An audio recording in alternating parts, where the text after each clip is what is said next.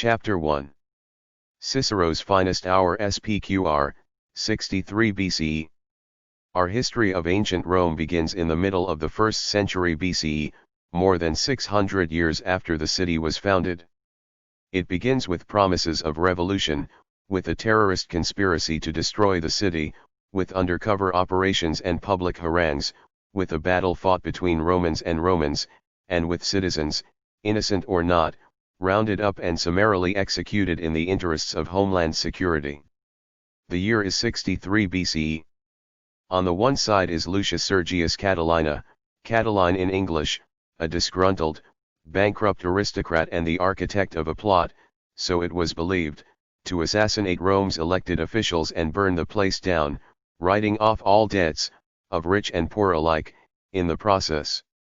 On the other side is Marcus Tullius Cicero, just Cicero from now on, the famous orator, philosopher, priest, poet, politician, wit, and raconteur, one of those marked out for assassination, and a man who never ceased to use his rhetorical talents to boast how he had uncovered Catiline's terrible plot and saved the state. This was his finest hour. In 63 BCE the city of Rome was a vast metropolis of more than 1 million inhabitants, larger than any other in Europe before the 19th century, and, although as yet it had no emperors, it ruled over an empire stretching from Spain to Syria, from the south of France to the Sahara. It was a sprawling mixture of luxury and filth, liberty and exploitation, civic pride and murderous civil war. In the chapters that follow we shall look much further back, to the very start of Roman time and to the early exploits, belligerent and otherwise, of the Roman people. We shall think about what lies behind some of those stories of early Rome that still strike a chord today, from Romulus and Remus to the rape of Lucretia. And we shall be asking questions that historians have asked since antiquity itself. How, and why, did an ordinary little town in central Italy grow so much bigger than any other city in the ancient Mediterranean and come to control such a huge empire? What, if anything, was special about the Romans? But with the history of Rome it makes little sense to begin the story at the very beginning. It is only in the 1st century BCE that we can start to explore Rome, close up and in vivid detail, through contemporary eyes. An extraordinary wealth of words survives from this period, from private letters to public speeches, from philosophy to poetry, epic and erotic, scholarly and straight from the street. Thanks to all this, we can still follow the day-to-day wheeling and dealing of Rome's political grandees. We can eavesdrop on their bargaining and their trade-offs and glimpse their backstabbing, metaphorical and literal. We can even get a taste of their private lives, their marital tiffs, their cash flow problems, their grief at the death of beloved children, or occasionally of their beloved slaves. There is no earlier period in the history of the West that it is possible to get to know quite so well or so intimately. We have nothing like such rich and varied evidence from classical Athens. It is not for more than a millennium, in the world of Renaissance Florence, that we find any other place that we can know in such detail again. What is more, it was during the 1st century BCE that Roman writers themselves began systematically to study the earlier centuries of their city and their empire. Curiosity about Rome's past certainly goes back further than that. We can still read, for example, an analysis of the city's rise to power written by a Greek resident in the mid-2nd century BCE. But it is only from the 1st century BCE that Roman scholars and critics began to pose many of the historical questions that we still pose even now. By a process that combined learned research with a good deal of constructive invention, they pieced together a version of early Rome that we still rely on today. We still see Roman history, at least in part, through 1st century BCE eyes. Or, to put it another way, Roman history, as we know it, started here. 63 BCE is a significant year in that crucial century. It was a time of near disaster for the city. Over the 1,000 years that we will be exploring in this book, Rome faced danger and defeat many times. Around 390 BCE, for example, a posse of marauding Gauls occupied the city. In 218 BCE the Carthaginian warlord, Hannibal, famously crossed the Alps with his 37 elephants and inflicted terrible losses on the Romans before they eventually managed to fight him off. Roman estimates of casualties at the Battle of Cannae in 216 BCE, up to 70,000 deaths in a single afternoon, make it as great a bloodbath as Gettysburg or the first day of the Somme, maybe even greater. And, almost equally fearsome in the Roman imagination, in the 70s BCE a scratch force of ex-gladiators and runaways, under the command of Spartacus, proved more than a match for some ill-trained legions. The Romans were never as invincible in battle as we tend to assume, or as they like to make out. In 63 BCE, however, they faced the enemy within, a terrorist plot at the heart of the Roman establishment. The story of this crisis can still be traced in intimate detail, day by day, occasionally hour by hour.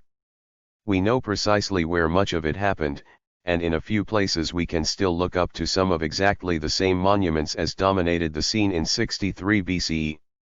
We can follow the sting operations that gave Cicero his information on the plot and see how Catiline was forced out of the city to his makeshift army north of Rome and into a battle with the official Roman legions that cost him his life. We can also glimpse some of the arguments, controversies, and wider questions that the crisis raised and still does. The tough response by Cicero, including those summary executions, presented in stark form issues that trouble us even today. Is it legitimate to eliminate terrorists outside the due processes of law? How far should civil rights be sacrificed in the interests of homeland security? The Romans never ceased to debate the conspiracy of Catiline, as it came to be known. Was Catiline wholly evil, or was there something to be said in mitigation of what he did? At what price was revolution averted? The events of 63 BCE, and the catchphrases created then, have continued to resonate throughout Western history. Some of the exact words spoken in the tense debates that followed the discovery of the plot still find their place in our own political rhetoric and are still, as we shall see, paraded on the placards and banners, and even in the tweets, of modern political protest.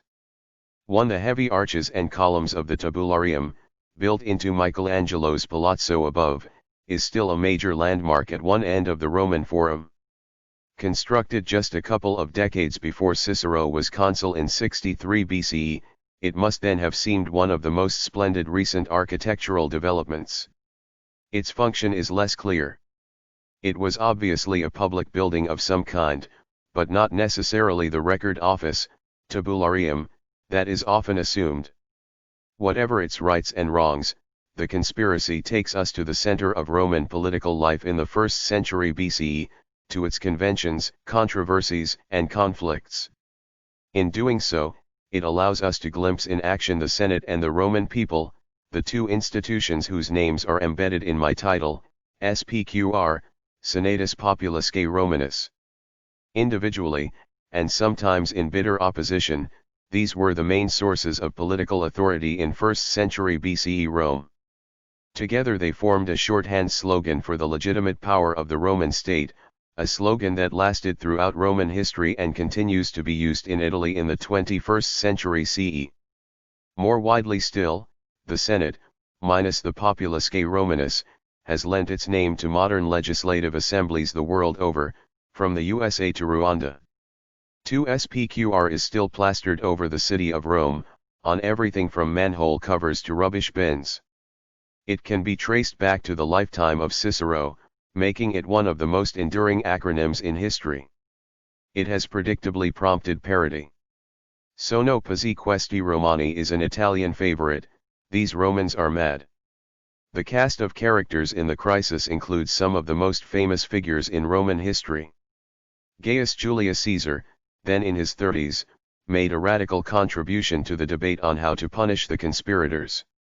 Marcus Licinius Crassus, the Roman plutocrat who notoriously remarked that you could count no one rich if he did not have the cash to raise his own private army, played some mysterious part behind the scenes. But center stage, as Catiline's main adversary, we find the one person whom it is possible to get to know better than anyone else in the whole of the ancient world. Cicero's speeches, essays, letters, jokes and poetry still fill dozens of volumes of modern printed text. There is no one else in antiquity until Augustine, Christian saint, prolific theologian and avid self-scrutinizer, 450 years later, whose life is documented in public and private fully enough to be able to reconstruct a plausible biography in modern terms. And it is largely through Cicero's writing, his eyes and his prejudices that we see the Roman world of the 1st century BCE and much of the city's history up to his day. The year 63 BCE was the turning point of his career, for things were never quite so good for Cicero again. His career ended 20 years later, in failure. Still confident of his own importance, occasionally a name to conjure with but no longer in the front rank, he was murdered in the civil wars that followed the assassination of Julius Caesar in 44 BCE, his head and right hand pinned up in the center of Rome for all to see, and to mangle and maim. Cicero's grisly death presaged a yet bigger revolution in the 1st century BCE, which began with a form of popular political power, even if not a democracy exactly, and ended with an autocrat established on the throne and the Roman Empire under one-man rule. Though Cicero may have saved the state in 63 BCE, the truth is that the state in the form he knew was not to last much longer. There was another revolution on the horizon, which would be more successful than Catiline's. To the Senate and Roman people was soon added the overweening figure of the emperor, embodied in a series of autocrats who were part of Western history, flattered and abused, obeyed and ignored, for centuries. But that is a story for later in Spqr. For now we shall put down our feet in one of the most memorable, meatiest, and most revealing moments in the whole of Roman history. Cicero versus Catiline. The conflict between Cicero and Catiline was partly a clash of political ideology and ambition, but it was also a clash between men of very different backgrounds. Both of them stood at, or very near, the top of Roman politics, but that is where the similarity ends. In fact, their contrasting careers offer a vivid illustration of just how varied political life in Rome of the 1st century BCE could be. Catiline, the would-be revolutionary, had the more conventional, more privileged, and apparently safer start in life, as in politics. He came from a distinguished old family that traced its lineage back centuries to the mythical founding fathers of Rome. His ancestor Sergestus was said to have fled from the east to Italy with Aeneas after the Trojan War, before the city of Rome even existed. Among his blue-blooded forebears, his great-grandfather was a hero of the war against Hannibal, with the extra claim to fame of being the first man known to have entered combat with a prosthetic hand, probably just a metal hook that replaced his right hand, lost in an earlier battle. Catiline himself had a successful early career and was elected to a series of junior political offices, but in 63 BCE he was close to bankruptcy. A string of crimes was attached to his name, from the murder of his first wife and his own son to sex with a virgin priestess. But whatever his expensive vices, his financial problems came partly from his repeated attempts to secure election as one of the two consuls, the most powerful political posts in the city. Electioneering at Rome could be a costly business. By the 1st century BCE it required the kind of lavish generosity that is not always easy to distinguish from bribery. The stakes were high. The men who were successful in the elections had the chance to recoup their outlay, legally or illegally, with some of the perks of office. The failures, and, like military defeats, there were many more of those in Rome than is usually acknowledged, fell ever more deeply into debt. That was Catiline's position after he had been beaten in the annual elections for the consulship in both 64 and 63 BCE. Although the usual story is that he had been leaning in that direction before, he now had little option but to resort to revolution or direct action or terrorism, whichever you choose to call it. Joining forces with other upper-class desperados in similar straits, he appealed to the support of the discontented poor within the city while mustering his makeshift army outside it. And there was no end to his rash promises of debt relief, one of the most despicable forms of radicalism in the eyes of the Roman landed classes, or to his bold threats to take out the leading politicians and to put the whole city to flames. Or so Cicero, who was one of those who believed he had been earmarked for destruction, summed up his adversary's motives and aims. He was of a very different stock from Catiline. He came from a wealthy, landed background, as all high-level Roman politicians did. But his origins lay outside the capital, in the small town of Arpinum, about 70 miles from Rome, or at least a day's journey at the ancient speed of travel. Though they must have been major players locally, no one in his family before him had ever been prominent on the Roman political scene. With none of Catiline's advantages, Cicero relied on his native talents, on the high-level connections he assiduously cultivated, and on speaking his way to the top. That is to say, his main claim to fame was as a star advocate in the Roman courts, and the celebrity status and prominent supporters that this gave him meant that he was easily elected to each of the required series of junior offices in turn, just like Catiline. But in 64 BCE, where Catiline failed, Cicero succeeded in winning the race for the next year's consulship. That crowning success had not been an entirely foregone conclusion. For all his celebrity, Cicero faced the disadvantage of being a new man, as the Romans called those without political ancestry, and at one stage he even seems to have considered making an electoral pact with Catiline, CD reputation or not. But in the end, the influential voters swayed it. The Roman electoral system openly and unashamedly gave extra weight to the votes of the rich, and many of them must have concluded that Cicero was a better option than Catiline, whatever their snobbish disdain for his newness. Some of his rivals called him just a lodger at Rome, a part-time citizen, but he topped the poll. Catiline ended up in the unsuccessful third place. In second place, elected as the other consul, was Gaius Antonius Hybrida, uncle of a more famous Antonius, Mark Antony, whose reputation turned out to be not much better than Catiline's. By the summer of 63 BCE, Cicero appears to have got wind of definite danger from Catiline, who was trying his luck as a candidate again. Using his authority as consul, Cicero postponed the next round of elections, and when he finally did let them go ahead, he turned up at the poll with an armed guard and wearing a military breastplate clearly visible under his toga. It was a histrionic display, and the combination of civilian and military kit was alarmingly incongruous, rather as if a modern politician were to enter the legislature in a business suit with a machine gun slung over his shoulder. But it worked.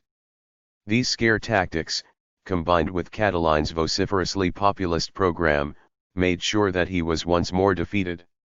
Claiming that he was a down-and-out standing up for other down-and-outs could hardly have endeared him to elite voters.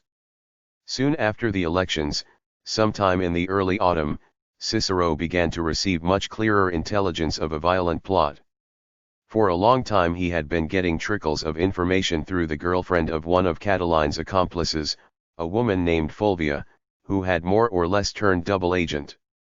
Now, thanks to a further piece of treachery from the other side, and via the wealthy Marcus Crassus as intermediary, he had a bundle of letters in his hands that directly incriminated Catiline and referred to the terrible bloodshed that was planned. Information soon supplemented by definite reports of armed forces gathering north of the city in support of the insurrection. Finally, after he dodged an assassination attempt planned for November 7, thanks to a tip-off from Fulvia, Cicero summoned the Senate to meet the next day so that he could formally denounce Catiline and frighten him out of Rome. The senators had already, in October, issued a decree urging, or allowing, Cicero as consul to make sure that the state should come to no harm, roughly the ancient equivalent of a modern Emergency Powers or Prevention of Terrorism Act, and no less controversial. Now, on November 8, they listened while Cicero went through the whole case against Catiline, in a blistering and well-informed attack. It was a marvelous mixture of fury, indignation, self-criticism and apparently solid fact. One minute he was reminding the assembled company of Catiline's notorious past, the next he was disingenuously regretting that he himself had not reacted to the danger speedily enough, the next he was pouring out precise details of the plot, in whose house the conspirators had gathered, on what dates, who was involved and what exactly their plans were. Catiline had turned up to face the denunciation in person. He asked the senators not to believe everything they were told and made some jibes about Cicero's modest background, compared with his own distinguished ancestors and their splendid achievements. But he must have realized that his position was hopeless. Overnight he left town. In the Senate, this encounter in front of the Senate between Cicero and Catiline is the defining moment of the whole story, the two adversaries coming face to face in an institution that lay at the center of Roman politics. But how should we picture it? The most famous modern attempt to bring before our eyes what happened on that November 8 is a painting by the 19th century Italian artist Cesare Maccari, detail below and plate 1.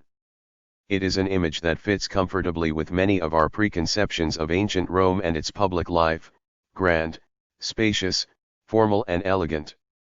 It is also an image with which Cicero would no doubt have been delighted.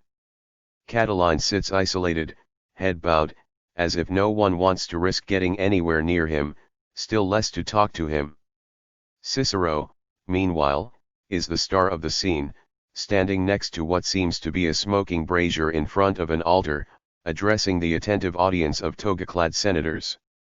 Everyday Roman clothing, tunics, cloaks and even occasionally trousers, was much more varied and colorful than this. Togas, however, were the formal, national dress. Romans could define themselves as the gens togata, the race that wears the toga, while some contemporary outsiders occasionally laughed at this strange, cumbersome garment. And togas were white, with the addition of a purple border for anyone who held public office. In fact, the modern word candidate derives from the Latin candidatus, which means whitened and refers to the specially whitened togas that Romans wore during election campaigns, to impress the voters. In a world where status needed to be on show, the niceties of dress went even further.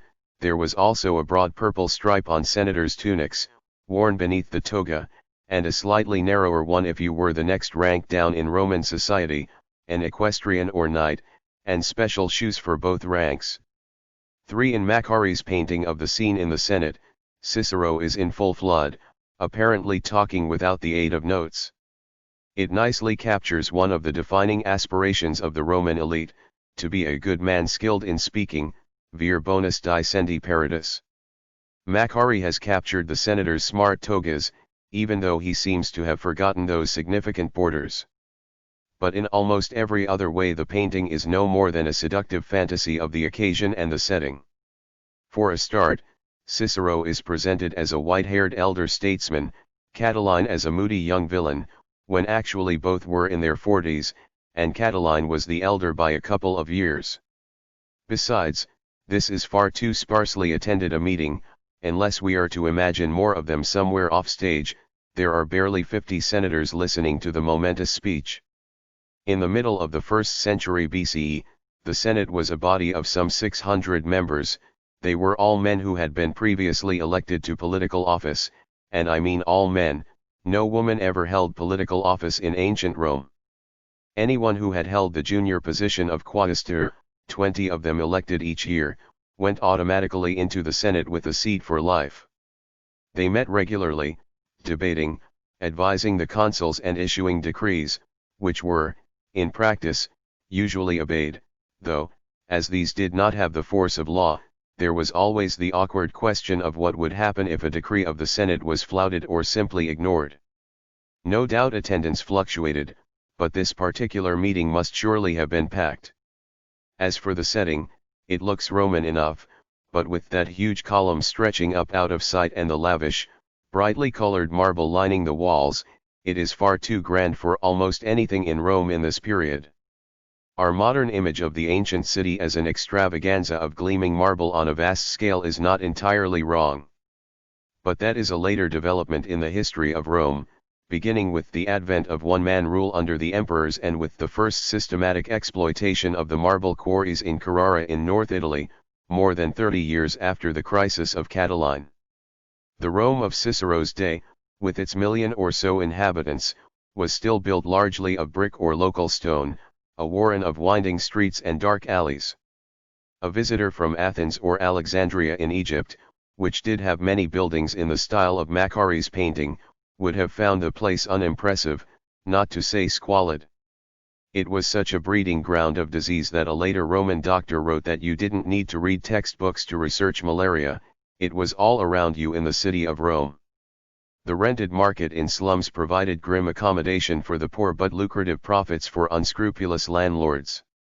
Cicero himself had large amounts of money invested in low-grade property and once joked, more out of superiority than embarrassment, that even the rats had packed up and left one of his crumbling rental blocks. A few of the richest Romans had begun to raise the eyebrows of onlookers with their plush private houses, fitted out with elaborate paintings, elegant Greek statues, fancy furniture. One-legged tables were a particular cause of envy and anxiety, even imported marble columns. There was also a scatter of public buildings designed on a grand scale, built in, or veneered with, marble, offering a glimpse of the lavish face of the city that was to come. But the location of the meeting on November 8 was nothing like that. Cicero had summoned the senators to meet, as they often did, in a temple, on this occasion a modest, old building dedicated to the god Jupiter, near the Forum, at the heart of the city, constructed on the standard rectangular plan, not the semicircular structure of Macaury's fantasy, probably small and ill-lit, with lamps and torches only partly compensating for a lack of windows. We have to imagine several hundred senators packed into a stuffy, cramped space, some sitting on makeshift chairs or benches, others standing and jostling, no doubt, under some venerable, ancient statue of Jupiter. It was certainly a momentous occasion in Roman history, but equally certainly, as with many things in Rome, much less elegant in reality than we like to imagine. Triumph and humiliation. The scene that followed has not been recreated by admiring painters.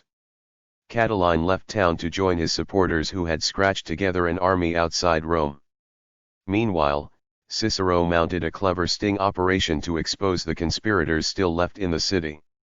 Ill-advisedly, as it turned out, they had tried to involve in the plot a deputation of men from Gaul who had come to Rome to complain about their exploitation at the hands of Roman provincial governors.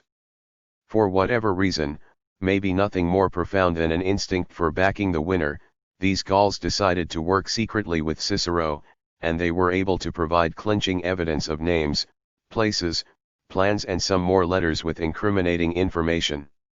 Arrests followed, as well as the usual unconvincing excuses. When the house of one of the conspirators was found stuffed with weapons, the man protested his innocence by claiming that his hobby was weapon collecting. On December 5, Cicero summoned the Senate again, to discuss what should be done with the men now in custody. This time the senators met in the temple of the goddess Concord, or Harmony, a sure sign that affairs of state were anything but harmonious. Julius Caesar made the daring suggestion that the captured conspirators should be imprisoned, either, according to one account, until they could be properly tried once the crisis was over or, according to another, for life. Custodial sentences were not the penalties of choice in the ancient world, prisons being little more than places where criminals were held before execution. Fines, exile and death made up the usual repertoire of Roman punishment.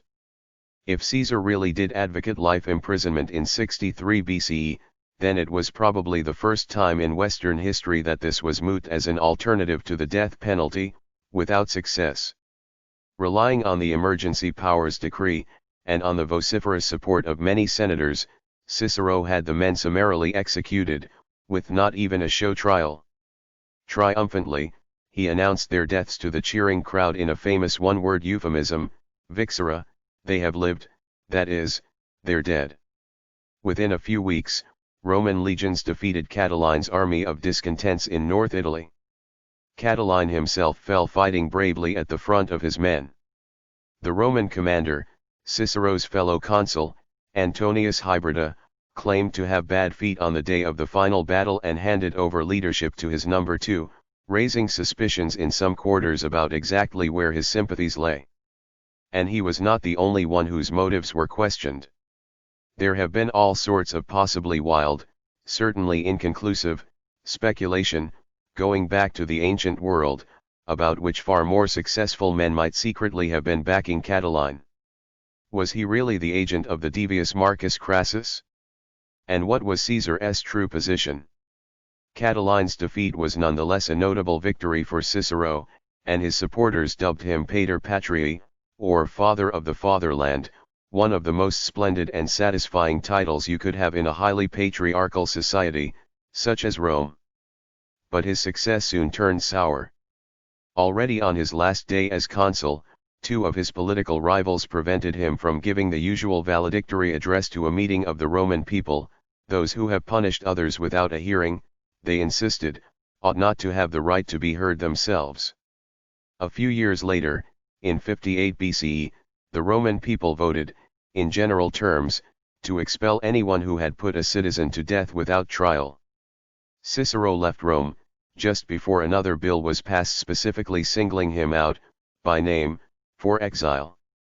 So far in this story the populace, K. Romanus, the PQR in Spqr, has not played a particularly prominent role. The people was a much larger and amorphous body than the Senate, made up, in political terms, of all male Roman citizens. The women had no formal political rights. In 63 BCE that was around 1 million men spread across the capital and throughout Italy, as well as a few beyond. In practice, it usually comprised the few thousand or the few hundred who, on any particular occasion, chose to turn up to elections, votes, or meetings in the city of Rome. Exactly how influential the people were has always, even in the ancient world, been one of the big controversies in Roman history, but two things are certain. At this period, they alone could elect the political officials of the Roman state. No matter how blue-blooded you were, you could only hold office as, say, consul if the Roman people elected you. And they alone, unlike the Senate, could make law. In 58 BCE Cicero's enemies argued that, whatever authority he had claimed under the Senate's Prevention of Terrorism decree, his executions of Catiline's followers had flouted the fundamental right of any Roman citizen to a proper trial. It was up to the people to exile him. The sometime father of the fatherland spent a miserable year in North Greece. His abject self-pity is not endearing, until the people voted to recall him. He was welcomed back to the cheers of his supporters, but his house in the city had been demolished and, as if to drive the political point home, a shrine to Libertas had been erected on its site. His career never fully recovered. Writing it up, the reasons why we can tell this story in such detail are very simple. The Romans themselves wrote a great deal about it, and a lot of what they wrote has survived. Modern historians often lament how little we can know about some aspects of the ancient world. Just think of what we don't know about the lives of the poor, they complain, or of the perspectives of women. This is as anachronistic as it is deceptive. The writers of Roman literature were almost exclusively male, or, at least, very few works by women have come down to us. The autobiography of the Emperor Nero's mother, Agrippina, must count as one of the saddest losses of classical literature. These men were also almost exclusively well off, even though some Roman poets did like to pretend, as poets still occasionally do, that they were starving in garrets. The complaints, however, miss a far more important point. The single most extraordinary fact about the Roman world is that so much of what the Romans wrote has survived, over 2 millennia. We have their poetry, letters, essays, speeches, and histories, to which I have already referred, but also novels, geographies, satires, and reams of technical writing on everything from water engineering to medicine and disease. The survival is largely due to the diligence of medieval monks who transcribed by hand, again and again, what they believed were the most important, or useful, works of classical literature, with a significant but often forgotten contribution from medieval Islamic scholars who translated into Arabic some of the philosophy and scientific material. And thanks to archaeologists who have excavated papyri from the sands and the rubbish dumps of Egypt, wooden writing tablets from Roman military bases in the north of England and eloquent tombstones from all over the empire, we have glimpses of the life and letters of some rather more ordinary inhabitants of the Roman world. We have notes sent home, shopping lists, account books, and last messages inscribed on graves. Even if this is a small proportion of what once existed, We have access to more Roman literature, and more Roman writing in general, than any one person could now thoroughly master in the course of a lifetime. So how is it, exactly, that we know of the conflict between Catiline and Cicero? The story has come down to us by various routes, and it is partly the variety that makes it so rich. There are brief accounts in the works of a number of ancient Roman historians, including an ancient biography of Cicero himself, all written 100 years or more after the events. More important, and more revealing, is a long essay, stretching over some 50 pages of a standard English translation, which offers a detailed narrative, and analysis, of the war against Catiline, or Bellum Catiline, to use what was almost certainly its ancient title.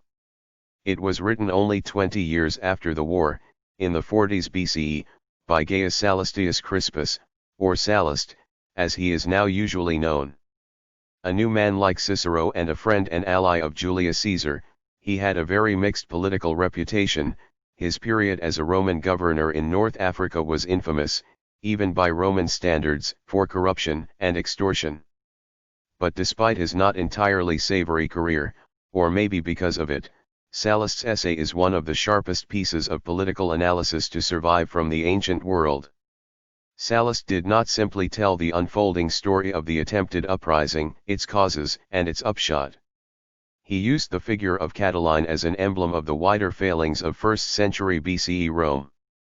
In Sallust's view, the moral fiber of Roman culture had been destroyed by the city's success and by the wealth, greed, and lust for power that had followed its conquest of the Mediterranean and the crushing of all its serious rivals. The crucial moment came 83 years before the war against Catiline, when in 146 BCE Roman armies finally destroyed Carthage, Hannibal's home base on the north coast of Africa. After that, Sallust thought, no significant threats to Roman domination were left. Catiline may have had positive qualities, as Sallust accepted, from bravery in the front line of battle to extraordinary powers of endurance. His ability to withstand hunger, cold or sleep deprivation was incredible. But he symbolized much of what was wrong with the Rome of his day. Behind Sallust's essay lie other vivid documents, which ultimately go back to the hand of Cicero himself and give his version of what happened. Some of the letters he wrote to his closest friend, Titus Pomponius Atticus, a wealthy man who never entered formal politics but often pulled the strings from the sidelines, mention his initially friendly relations with Catiline. Mixed in with domestic news, about the birth of his son, let me tell you, I have become a father, and the arrival of new statues from Greece to decorate his house. Cicero explains in 65 BCE that he was contemplating defending Catiline in the courts, in the hope that they might later work together. How such private letters ended up in the public domain is something of a mystery. Most likely, a member of Cicero's household made copies of them available after his death and they quickly circulated among curious readers, fans, and enemies. Nothing was ever published, in quite our sense, in the ancient world.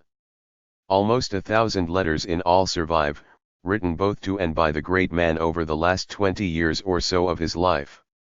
Revealing his self-pity in exile, all I can do is weep, and his anguish on the death of his daughter after childbirth while covering topics from thieving agents, through society divorces, to the ambitions of Julius Caesar, they are some of the most intriguing documents we have from ancient Rome.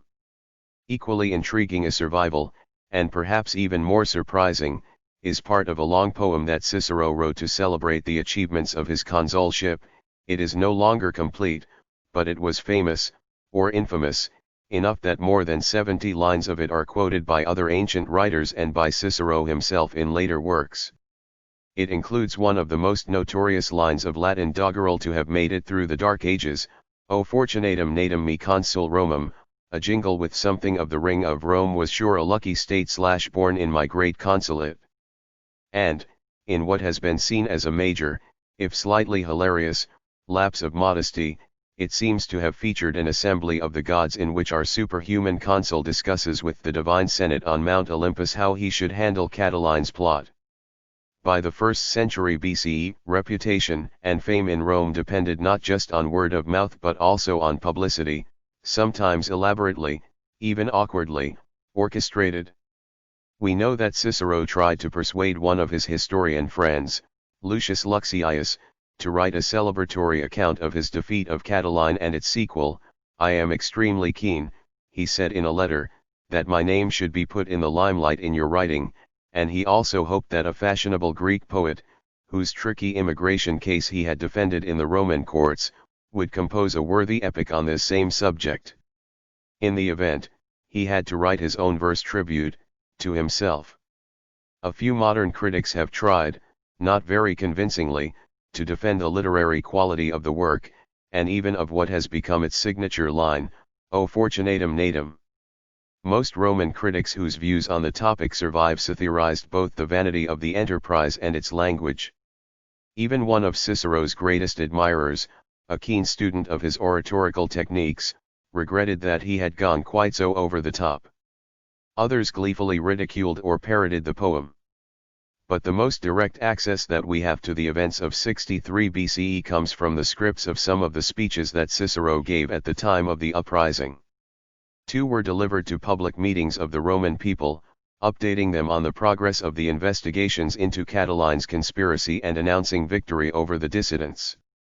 1 was Cicero's contribution to the debate in the Senate on December 5, which determined the appropriate penalty for those under arrest.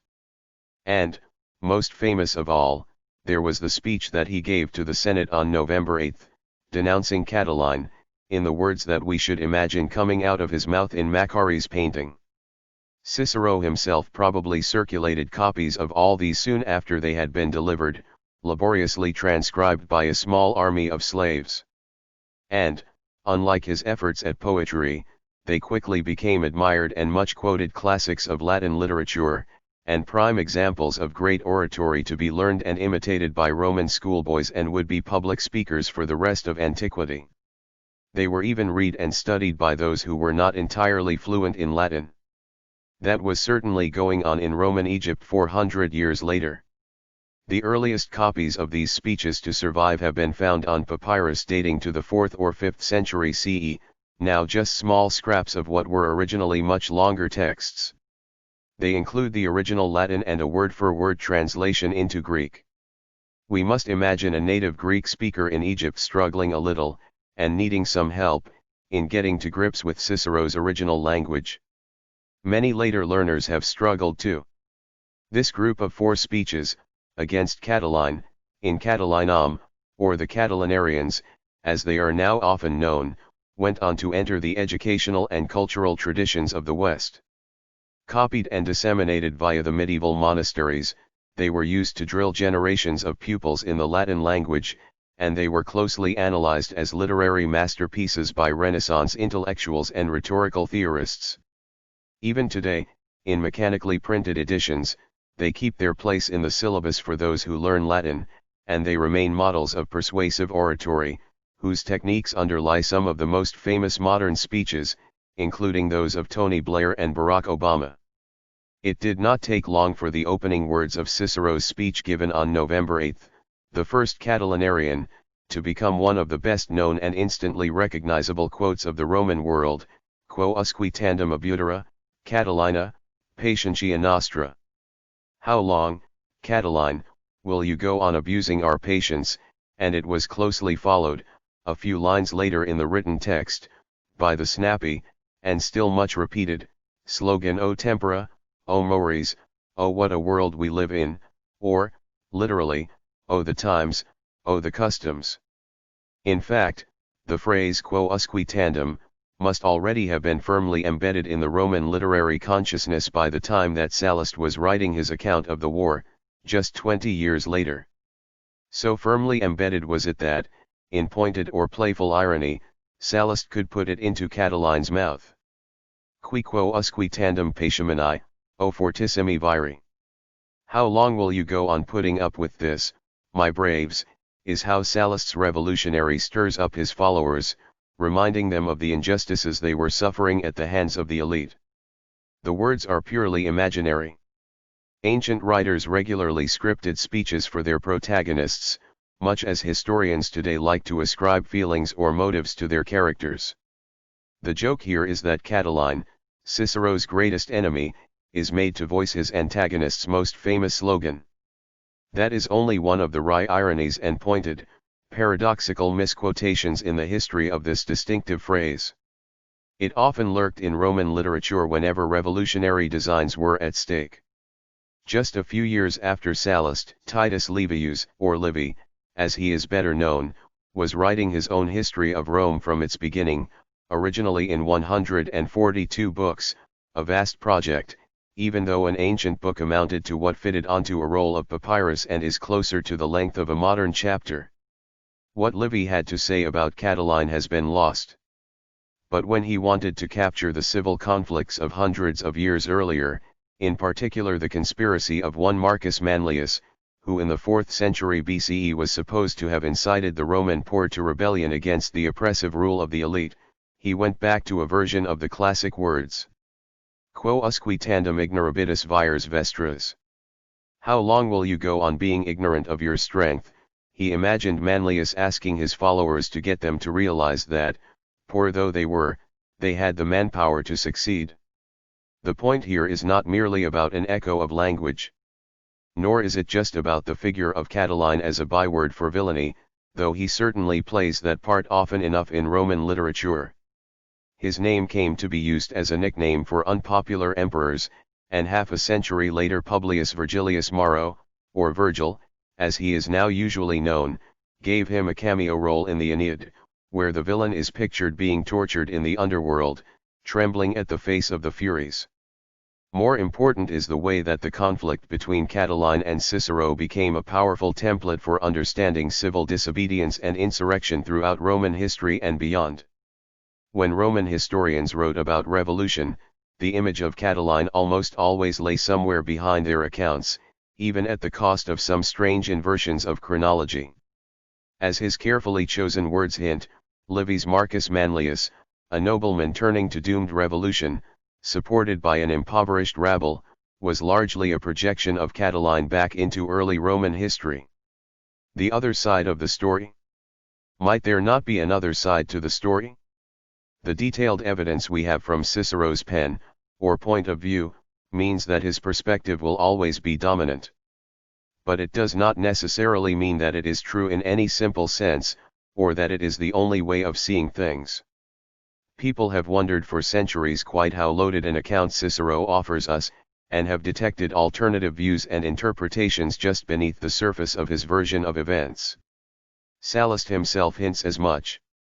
For, although his account is heavily based on Cicero's writing, by transferring the famous quo usque tandem from the mouth of Cicero to that of Catiline, he may well have been reminding his readers that the facts and their interpretations were, at the very least, fluid.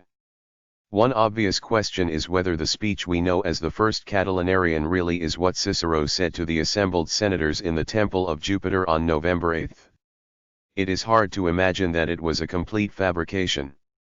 How would he have got away with circulating a version that bore no relationship to what he had said? But almost certainly it is not a word-for-word match. If he spoke from notes and the ancient equivalent of bullet points, then the text we have presumably lies somewhere between what he remembered saying and what he would have liked to have said. Even if he was reading from a fairly complete text, when he circulated the speech to friends, associates, and those he wanted to impress, he would almost certainly have improved it somewhat, tidying up the loose ends and inserting a few more clever one-liners, which might have been missed out or slipped his mind on the day.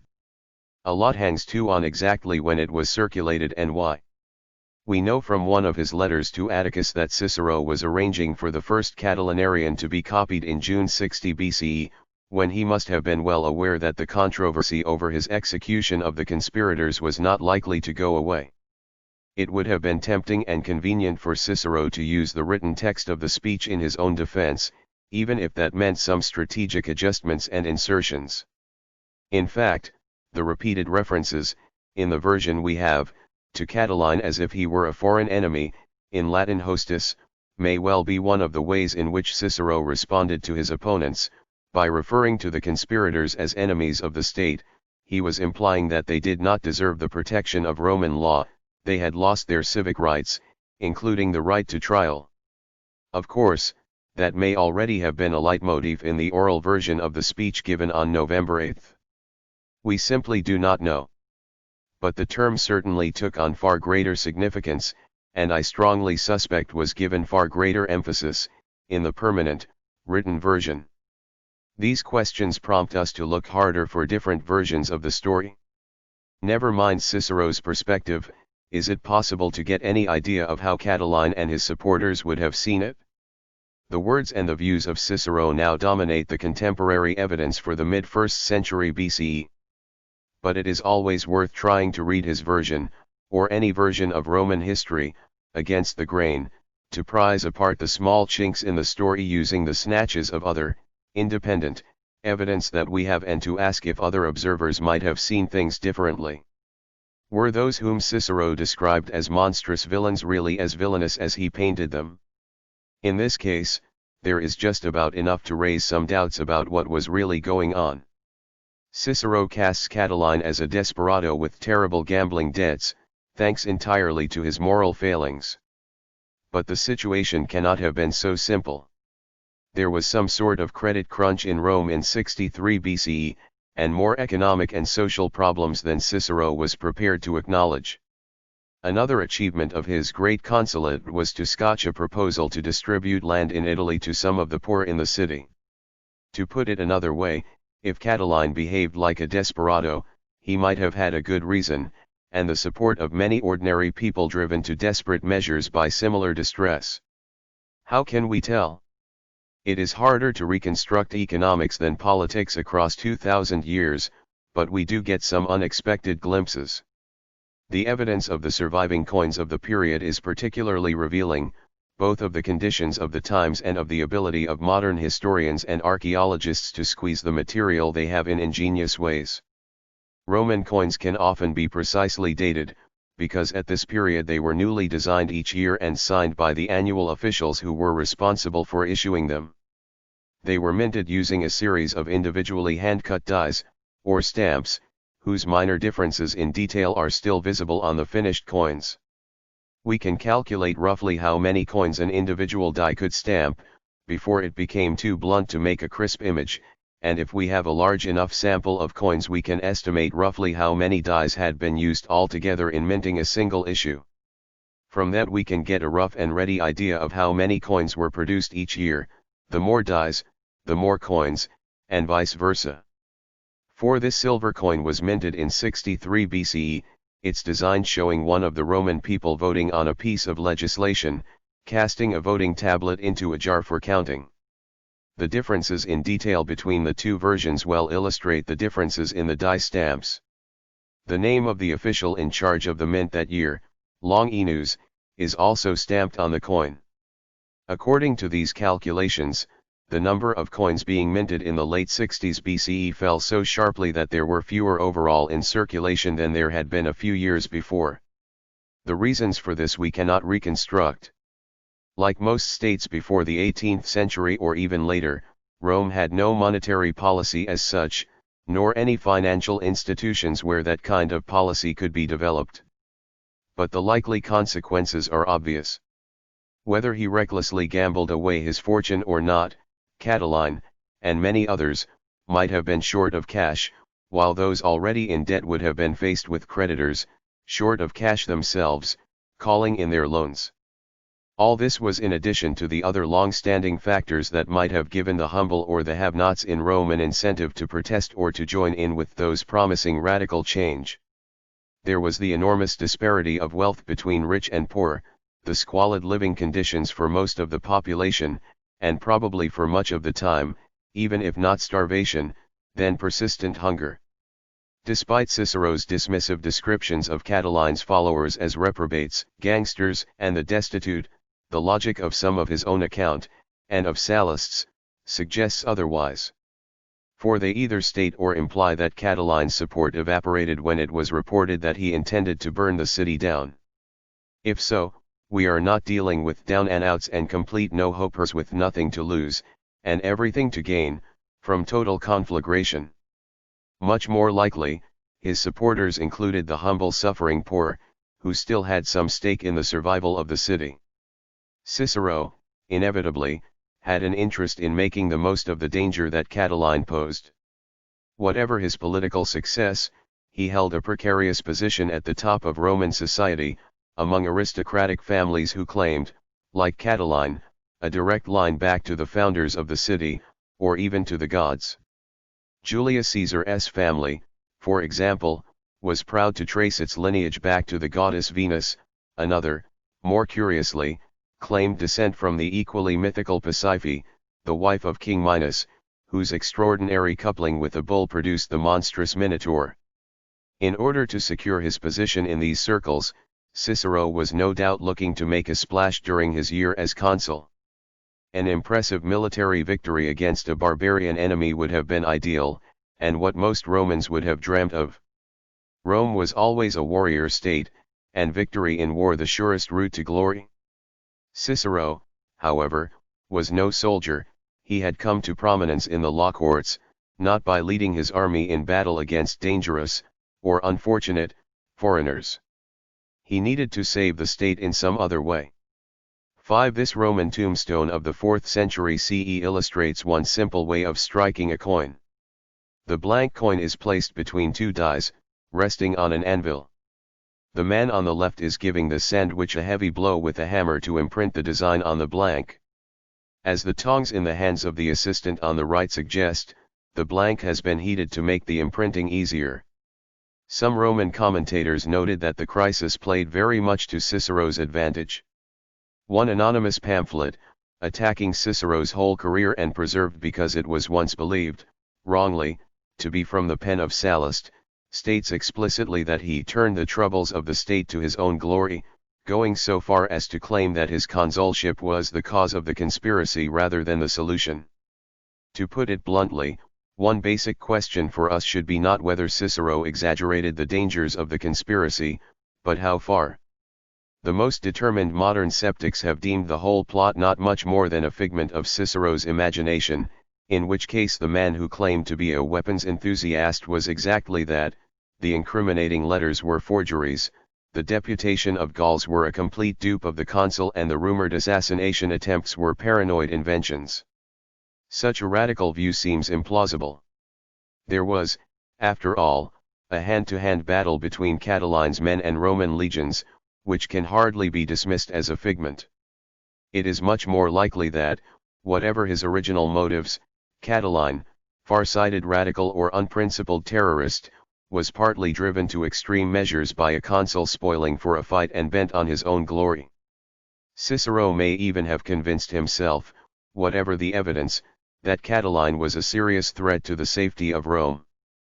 That, as we know from many more recent examples, is how political paranoia and self-interest often work. We will never be quite sure. The conspiracy will always be a prime example of the classic interpretative dilemma: were there really Reds under the bed, or was the crisis, partly at least, a conservative invention? It should also act as a reminder that in Roman history, as elsewhere, we must always be alert to the other side of the story, which is part of the point of this Spqr. Are Catiline? The clash between Cicero and Catiline has offered a template for political conflict ever since. It can hardly be a coincidence that Maccari's painting of the events of November 8 was commissioned, along with other scenes of Roman history, for the room in the Palazzo Madama that had just become the home of the modern Italian Senate. Presumably a lesson was intended for the modern senators. And over the centuries the rights and wrongs of the conspiracy, the respective faults and virtues of Catiline and Cicero, and the conflicts between homeland security and civil liberties have been fiercely debated, and not only among historians.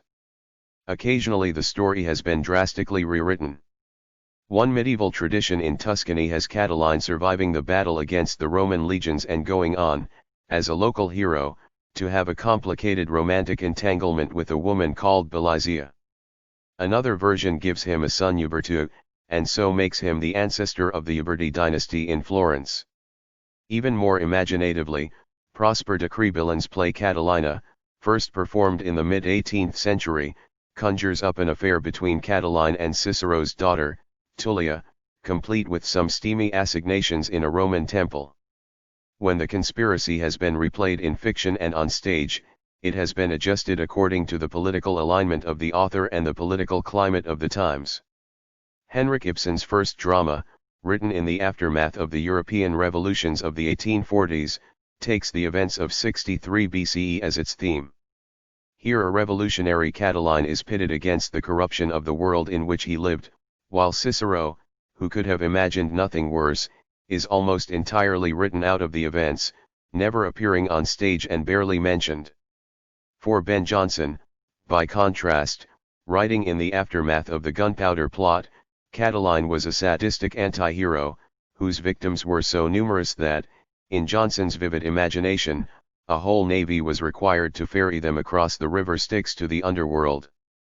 His Cicero is not particularly likable either, but instead a droning bore, indeed so boring that at the play's first performance, in 1611, many members of the audience walked out during his interminable denunciation of Catiline.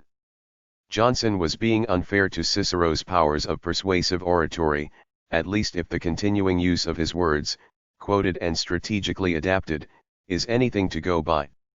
For his first Catilinarian speech, and especially its famous first line, "How long, Catiline, will you go on abusing our patience," still lurks in 21st century political rhetoric, is plastered on modern political banners and is fitted conveniently into the 140 characters of a tweet. All you need do is insert the name of your particular modern target. Indeed, a stream of tweets and other headlines posted over the time I was writing this book swapped the name Catiline for, among others, those of the presidents of the United States, France, and Syria, the mayor of Milan and the state of Israel, quo usque tandem abutera, François Hollande, Patientia Nostra. Quite how many of those who now adopt the slogan could explain exactly where it comes from, or what the clash between Cicero and Catiline was all about, it is impossible to know. Some may be classicists with a political cause, but that is unlikely to be true of all these objectors and protesters. The use of the phrase points to something rather different from specialist classical expertise, and probably more important. It is a strong hint that, just under the surface of Western politics, the dimly remembered conflict between Cicero and Catiline still acts as a template for our own political struggles and arguments.